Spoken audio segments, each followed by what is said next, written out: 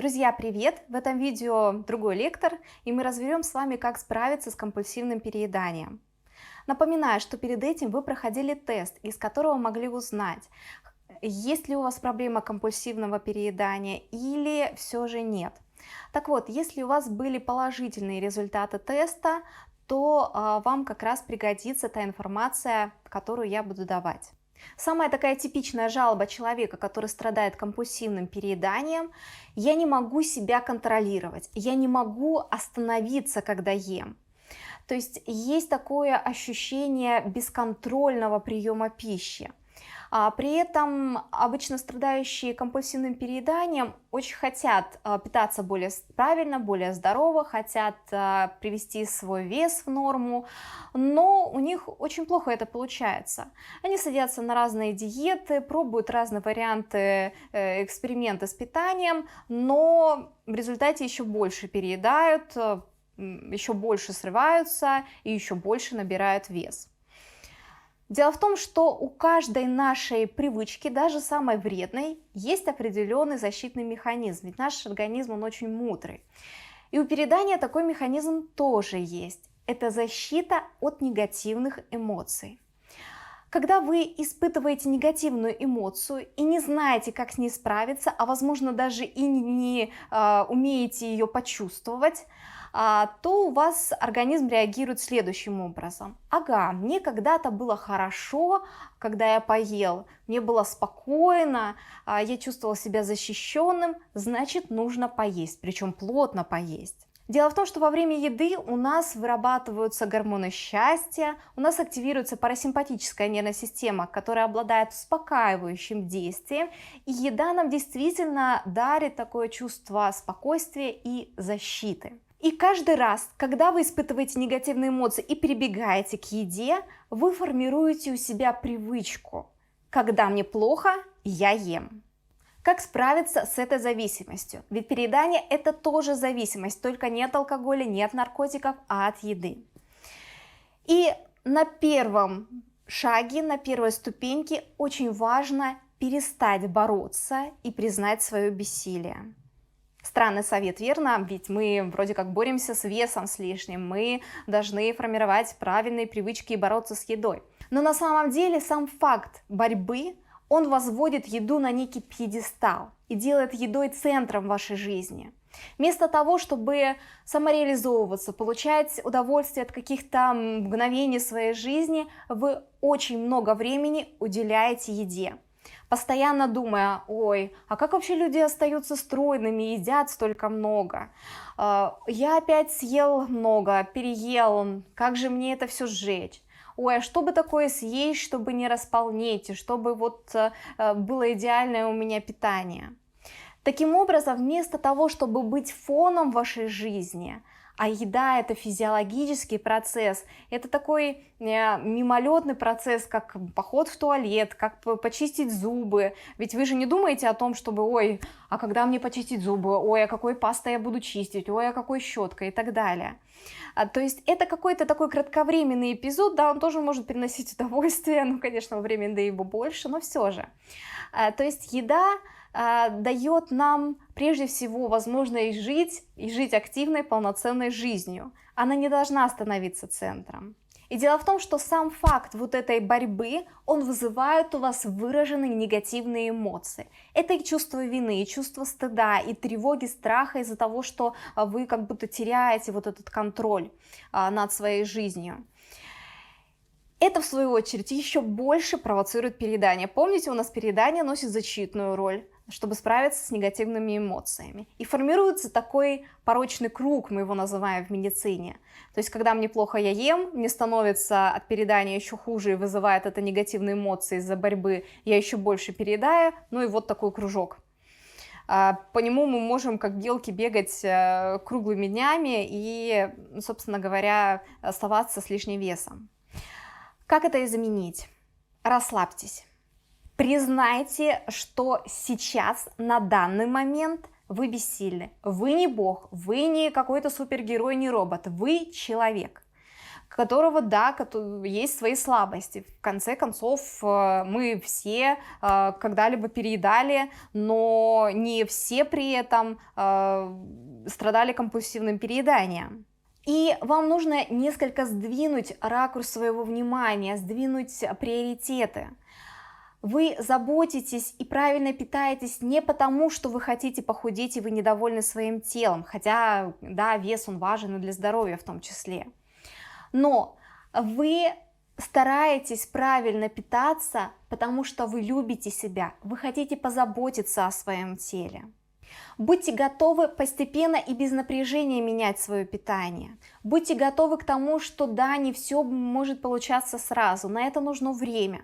На любую привычку нужны не дни, не недели, а это все-таки более длительная процедура, которая, да, требует от вас определенных усилий, но это не дается за один присест. После того, как мы с вами перестали бороться, мы признали, что мы любим себя, мы просто хотим стать здоровее, и поэтому мы будем постепенно и плавно менять свое питание, мы приходим на вторую ступень. Это осознание своих эмоций. Дело в том, что мы не всегда понимаем, что мы чувствуем. Ну, нет у нас в школе такого предмета, как эмоциональная грамотность. Попробуйте набрать в поисковике, в обычном, в гугловском, Яндексе, неважно, эмоции. Какие эмоции бывают? Я думаю, вы найдете для себя нечто новое. Да, вы об этом когда-то слышали, знали, но вы об этом забыли.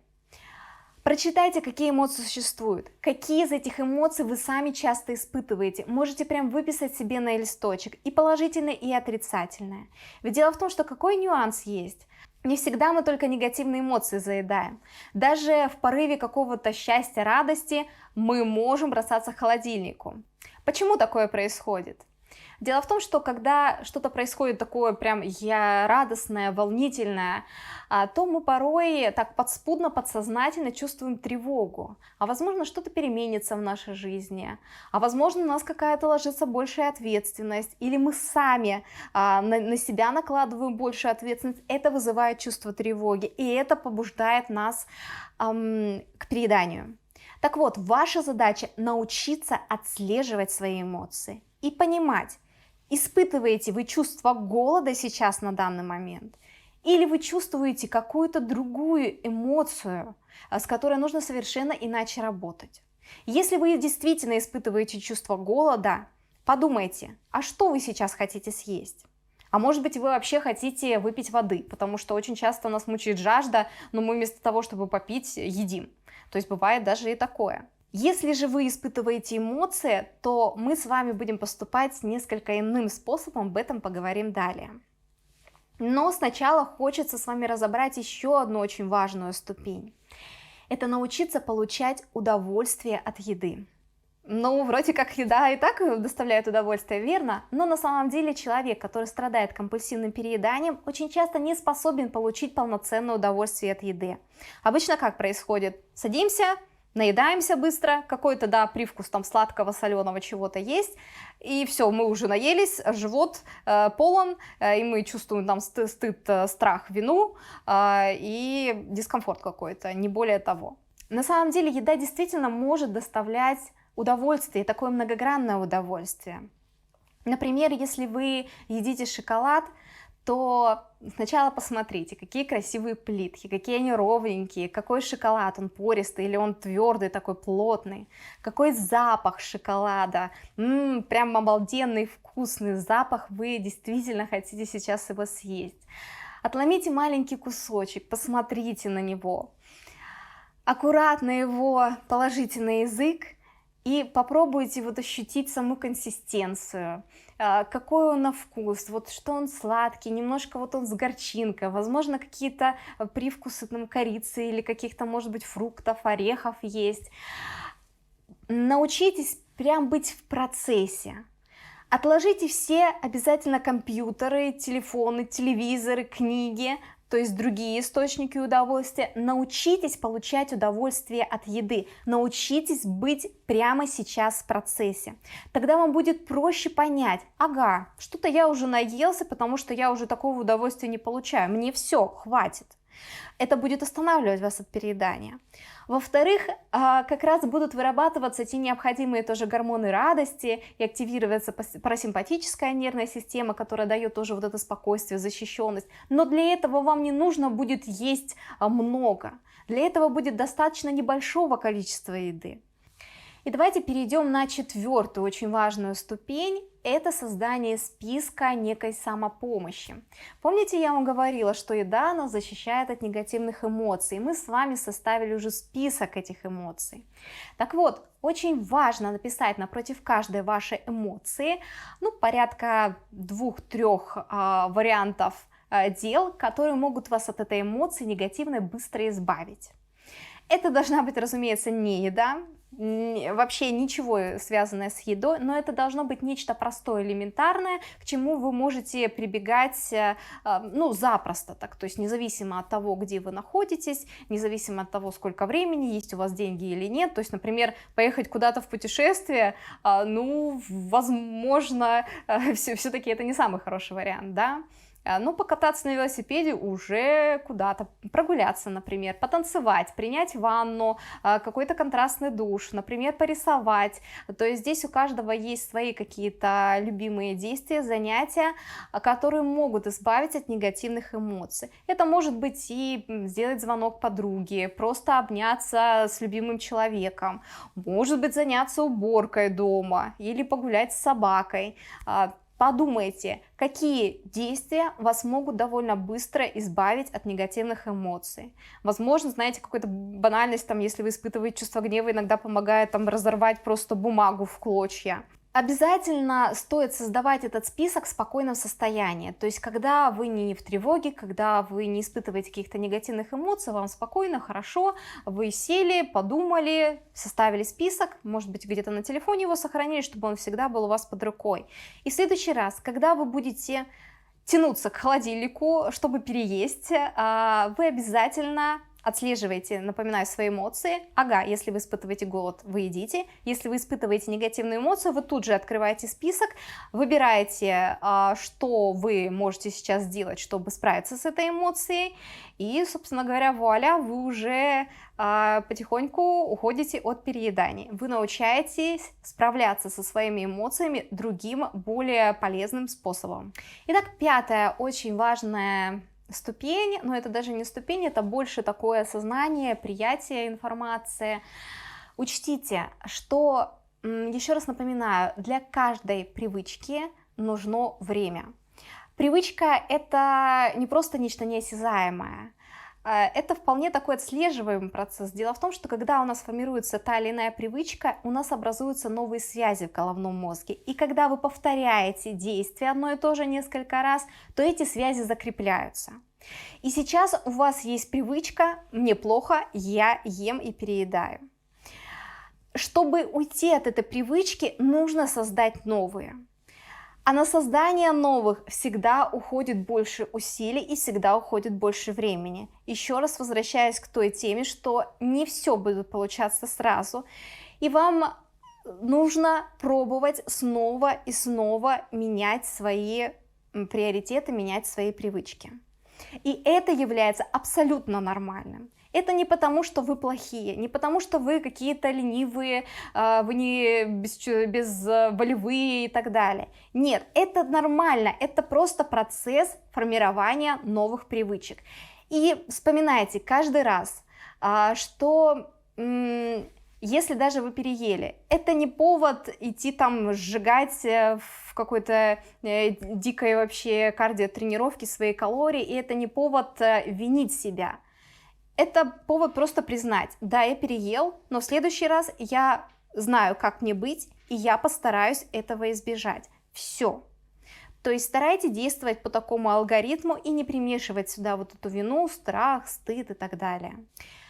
Ну и, наконец, последний момент. Не всегда удается справиться с проблемой самостоятельно. Это зависит от многих факторов. Бывает, примешиваются и какие-то вторичные моменты в плане тревожного расстройства, депрессии. И порой стоит подключить специалиста и не стесняться этого. И очень хорошо при компульсивном переедании помогает когнитивно-поведенческая терапия, иногда и межличностная терапия дает очень хорошие результаты. Порой приходится подключать и препараты из группы антидепрессантов в основном, но это обычно, когда подключаются какие-то вторичные проблемы уже. Но в любом случае переедание – это решаемая проблема. Поймите, что еда – это не зло. И переедание – это не какая-то глобальная катастрофа. Это проблема, которая имеет решение. И вы можете решить эту проблему и можете начать ее решать, собственно говоря, прямо сейчас, прямо сегодня. Я не знаю, у вас завтрак, обед, ужин впереди, но в любом случае вы уже сегодня сможете пройтись по этим пунктам, ну хотя бы по минимуму их проработать уже и приступить к формированию новых, более здоровых привычек и таких эмоциональных, грамотных реакций. В чем я вам желаю удачи!